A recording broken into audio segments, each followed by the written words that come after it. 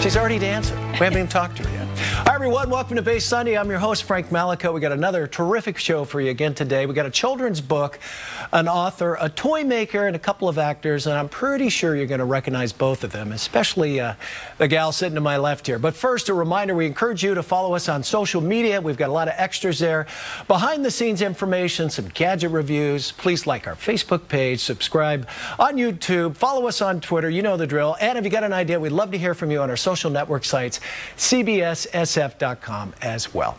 We kick it off with a very familiar face, Ferris Bueller's Day Off. How about Dirty Dancing?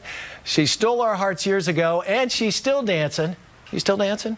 Yeah, on Sundays. All right.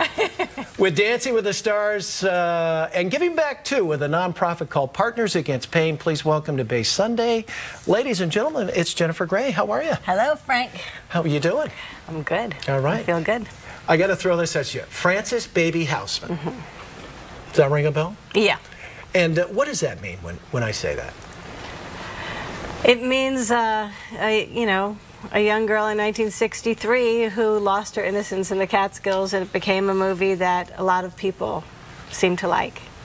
Does it? Now, do you love that when people come up to you and call you baby and all that kind of stuff, or are you, you know, you've morphed since then? You've certainly moved on a little bit, but I mean, it's such a blessing when you do anything in this world that makes people happy, that lifts spirits, that people can enjoy and bring happiness into people's homes. So every time they look at me and they associate me with that, it makes me happy. So yeah, I have no problem with that.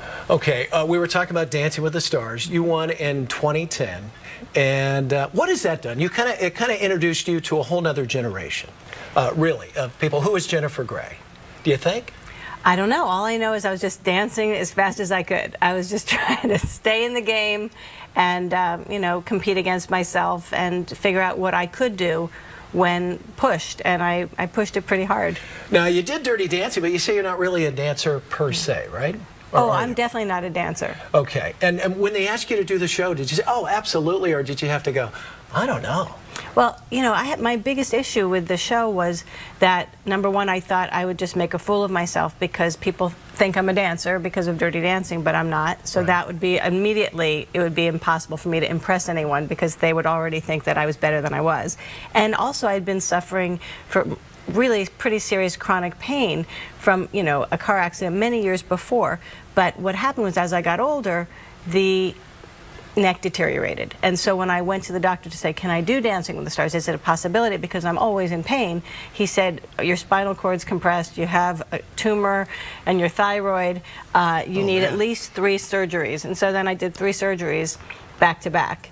And then I did Dancing with the Stars. And then I had to manage my pain, which is actually what I'm here to talk about, which is Partners Against Pain. Exactly, and we'll get to that in a moment. But they kind of focused in on that while you were working up the ladder at Dancing with the Stars, because those cameras were on you all the time, right? I mean, it was contractual. The cameras are on from the moment you walk in the rehearsal room to the moment you leave, and it was every single day for 3 months. And I was in a lot of pain. And it was interesting, I wasn't in neck pain because I just had my neck surgeries, so I really had corrected that issue, but I had a neuroma in my foot, and then I just had different injuries depending on, I was pushing my body beyond what is normal. Yeah. I mean, way beyond what's normal, and what I would advise anyone else to do, because it was really extreme. It's a reality show.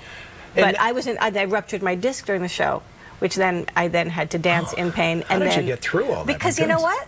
Because pain is just part of life, but suffering is optional. And so I chose to decide that pain was just a sensation. And what am I here to do?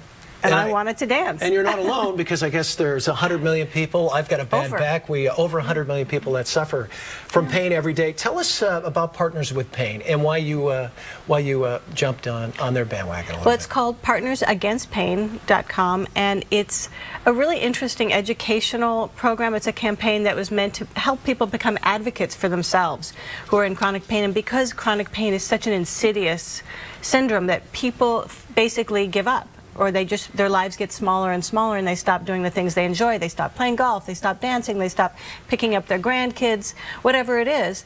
And they don't even realize that they have a choice. And so this website gives people actual things to do, actions to take, to be more in charge of your own pain. So you're ruling your pain. For instance, you do research. You go online, you figure out what your issue is. You go to a doctor, you have all of your symptoms at the ready because you've done a pain journal, which you can download from the website.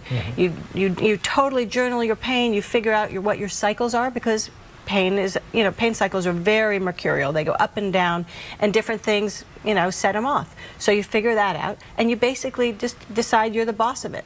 And then you do acupuncture, you do mindfulness meditation is really helpful to me, hypnosis, exercises. I have a whole... And how are you coping? Things good now? It's fantastic. Okay. I never knew I had choices. I literally just be like, for 4 days I'd have a headache, and I'd just be like irritable, and I couldn't lift my head up, and my head just felt too heavy, and I just feel incredible now.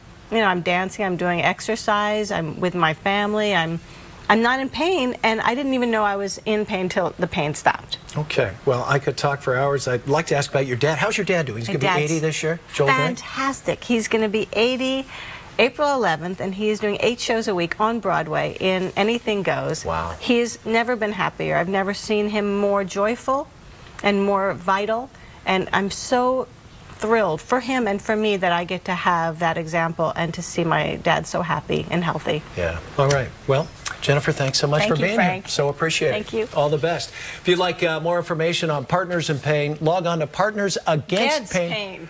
Really? It says partnersagainstpain.com. My bad there. Jennifer, thanks for coming. And we'll be right back with more Base Sunday. Stay right there.